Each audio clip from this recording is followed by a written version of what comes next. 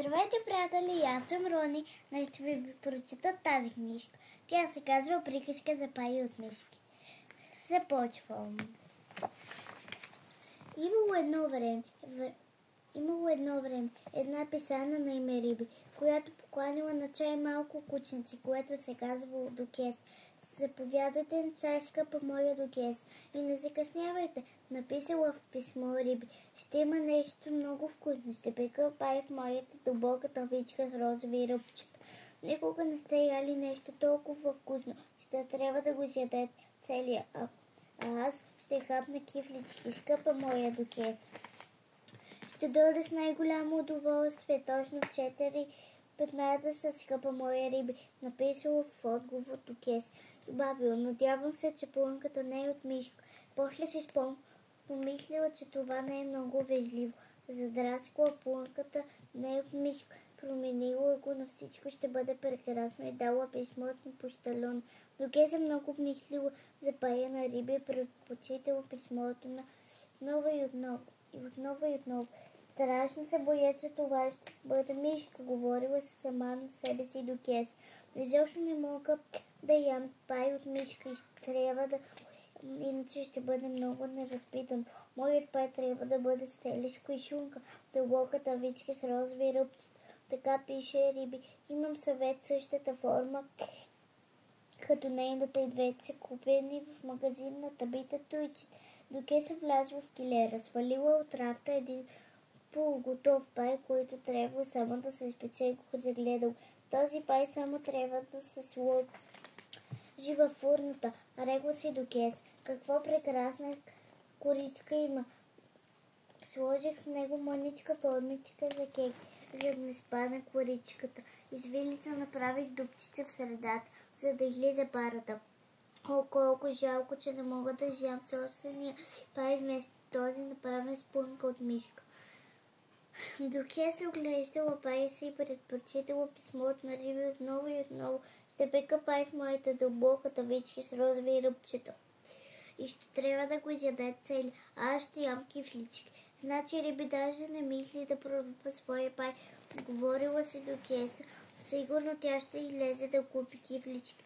О, не, това е страхотна идея. Защо ли да не отида от тях по-раничко и да не сложа моя пай във фурната на Риби, докато тя е навън. Дукеса била възхитена от разителността си, а през това време Риби получила отговор на Дукес. Тъй като вече била сигурна, че кученцето ще дойде, тя пухнала своя пай във фурната. Риби имало две фурни, които били една на друг. Някои от копчетата и дръжките били само декоративни и нефункционирали. Риби сложила пай в долната фурна, на чиято вратичката заяждала и се тварила трудно. Горната фурна пече твърде бързо и силно, говорила се Риби. А този пай е направен от най-леката и нежна мишка и малко бекон. Извадих всички кости, защото миналия път, когато я поканих на чай, Дукес се задави с рибена кост. Тя яде бързо и да се тъпче устата, но иначе е благородна и изящна кученце и е доста по-добра компания от братовчетката Табита Туйчит. Риби сложила малко възглища и смела плочата под печката. После взела една кана и отишла на двора да налее вода, за да напълни чайника. След това Риби започнала да подрежда стаята, тъй като кухнята била същевременно и гостната врата избърсила прахта от часовника, от украшенията на над камината. Забърсила масата и столовете. После постлала много чиста бяла покривка, извадила най-хубавия си порцеланов чаен сервиз, който извадила от бюфета на камината. Чашките били бели с рисувани червени рози, чайниките били бели с сини ръбчета. Когато Риби подредила масата, тя отишла до фермата, която била пълна долу за мляко и масло. След като се върнала, погледнала в долната фурна.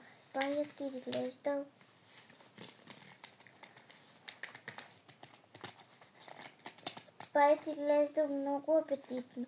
Риби си сложила шал и шапка отново излязла с кожничка в ръка. Тя тръгнала към селския магазин, за да купи пакет чай, захар на бучки и гъмненце мармалад. В същото време в другия край на селото Дукеса излязла от своята къща. Риби срещнала Дукеса, която също носила кошичка покрит скърпа на половината път. Те само се поклонили на една на друга, без да се промълвят думите, тъй като се канали по-късно заедно да пият чай. Веднага щом Риби се скрила зад ъгъла, Дукеса побегнал право към дома й. Риби влязла в магазина, купила това, което й трябва, и излязла след приятна беседа с братовчетката, добита чуит, а братовчетката добита пренебрежително подсвирнала след нея. Какво и става на Риби? Да покани кученце на чай, като че няма котки в селото. Риби отишла в хлебарницата на Тимът и купила кифлички. После се тръгнал към къщи. Когато влязла през входната врата, причули се някакъв шум от към задния вход, но там нямало никой. Риби отишла в кухнята и отворила вратичката на долната входа, за да види изпекал ли се паят. Разнесъл се приятен аромат на печена мишка. В това време Дукеса изкочила пред задния вход. Много е странно, че паят на Риби не беше във фурната, когато сложих там моя и не го намерих. Никъде огледах цялата къща, сложих моя пай. Добре загрятата горна фурна не можах да завъртя нито едно копче. Май всички са фалшива, говорила с Дукеса, докато тичала към дома си. Какво ли е направила Риби с пая от мишки? Колко жалко, че не го намерих, за да го изхвърля. Чух, че Риби се връща, трябваше да избягам. Дукеса се върнала дома и разчесал красивата с черна коза. После тя набрала цветя от градината си и направила букет за Риби. Така неусетно минало времето, когато часовникът ударил 4. През това време Риби много внимателно огледала дома си, като се усетила, че никой не се крие в шкафа или в килер. Се качила на горния етаж, за да се преоблича. Тя се облякла бледо, ли главата купчи, рина на рокля, с която винаги пиела чай. Странно, казва се Риби. Не помня да съм оставила съндъка отворен. Тя слязла в кухнята да направи чай и сложила чайника на поставката до огнището. После отново погледнала в долната фурна. Паят вече имал прекрасна златиста коричка и от него излизал гореща пара. Риби седнала пред огъня да чака кученцето. Добре, че използва долната фурна, говорила се Риби. Горната със сигурност щеше да бъде твърде гореща, за да се изпече паят равномерно. Интерес защо вратичката на биофера беше отворена. Може пък наистина да е влизал някой вкъщи. В 4 часа Дукеса тръгнала на глас на Риби. Тя така бързо тичала през селце, че пристигнала твърде рано и се наложило да чака известно време в уличката, която водила към дома на Риби. Интерес дали Риби вече е извадила моя пай от фурната, замислила се Дукеса. Какво ли е станало с другия пай от мишка? Точно в 4:15 Дукеса почуква от вратата на Риби. Мисес Рибсон, вкъщи ли сте си? Попиталха Дукеса, стоейки на прага. Влезте, как сте, скъпа моя Дукеса, викала Риби. Надявам се, че сте в добро здраве. Много съм добре. Благодаря ви, а вие как сте, скъпа моя Риби? Попитала Дукеса. Донесох ви цветя. О, как възхитително миришен пай. Ах, какви прекрасни цветя. Да, паят от мишка и бекон. Май стана много вкусен. А той още ли е във фурната, скъпа моя Риби? Попитала Дукеса. Май му трябват още 5 минути, тък ме започна да се червява, отговорила Риби. Ще налея чай. Докато чакаме, искате ли захар, скъпа моя Дукеса? О, да, скъпа моя Риби. Може ли да ми сложите бучка захар на носа на свой ред, попитала Дукеса. С удоволствие, скъпа моя Дукеса, любезно отговорила Риби. Дукеса седнала и започнала да души бучката захар на носа си. Как красиво стоите на задните си лапи, скъпа моя Дукеса. възкликнала Риби. Колко хубаво мирише! Пай, много го обичам. Пай с плънка от телешко и бекон. Искам да кажа мишка с бекон. Оправила се до кес. Осмущена тя изпуснала бучката захар и тръгнала да търси под масичка за чай, така че не видяла коя фурна отворила Риби, за да извади Пай. Риби сложила Пай на маста. Той мирише много апетитно.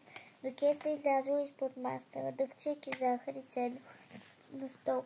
Ще ви отрежа парче Пай, скъпа моя докес. Аз, както ви писах, ще ям кифлички и мармалад, казал Риби. Аз май много добре го измислих това с Пай, рекла си докес. Риби май нищо забеляза, когато го разряза. Какви мънички тънички парченца получиха. Не помня да съм рязала толкова добре всичко. Нейната фурна изглежда пече по-бързо от моят. Паят се оказа много приятен. На вкуса кифличките леки и горещи. Докеса вече била изяла 4 парчета и ровил в Пай. Още малко бекон, скъпа моя докес, попитала Риби. Не, благодаря, скъпа моя Риби. Просто търся формичката. Каква формичка, скъпа моя докеса? Мъничката формичка за кекс, която се слага на коричката на Пай, казала докеса, като се изчервила по черната си глазна. О, не съм слагала формичка, скъпа моя докеса, обяснила Риби. Тя не е необходима, когато се приготвя Пай от мишки. Докеса продължавала да рови ровичка с лъжичката в Пайо. Не мога да я намеря, разтревожено казала тя, защото в Пая няма формичка, повторила Риби затъчен. Да, наистина, скъпа моя Риби, няма формичка. Къде ли се едя? Изненадала докес. Тя била много разтревожена и продължава в плънката. Имам само 4 формички за кекс. Всичките са в шкафа, обяснила Риби. Докеса запълнала да вие. Ще умра, глътнала съм формичка за кекс.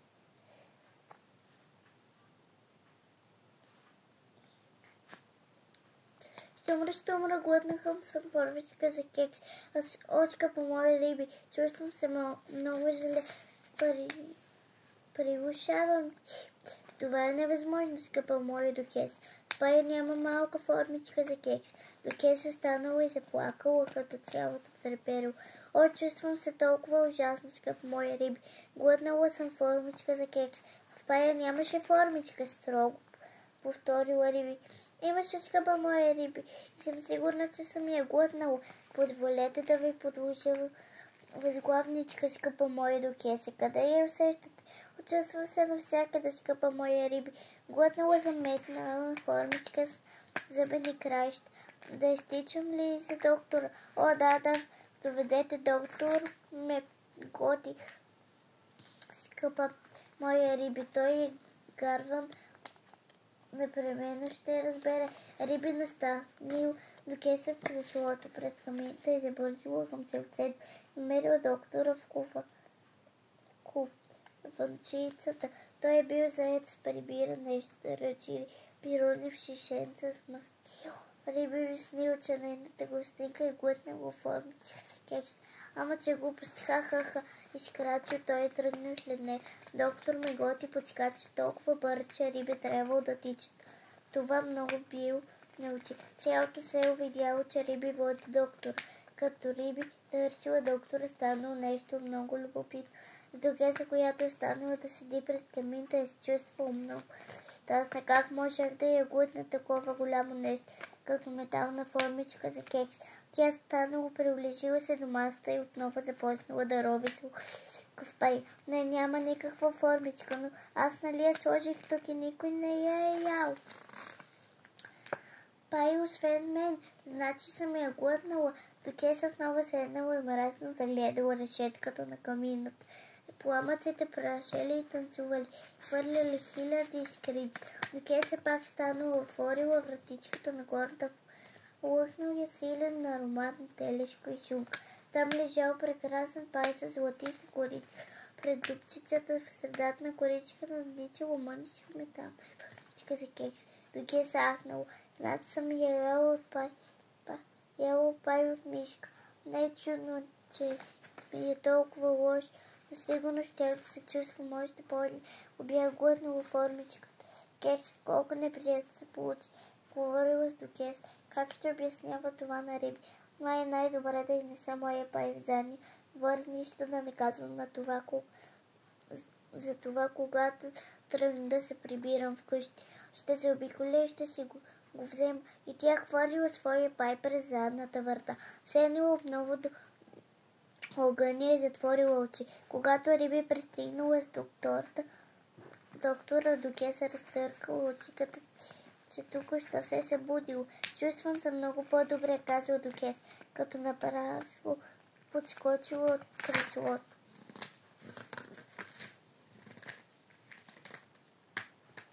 Много се радвам да го чуя. Докторът ви донесе хапче, но мой Докес се зарадвала се Риби.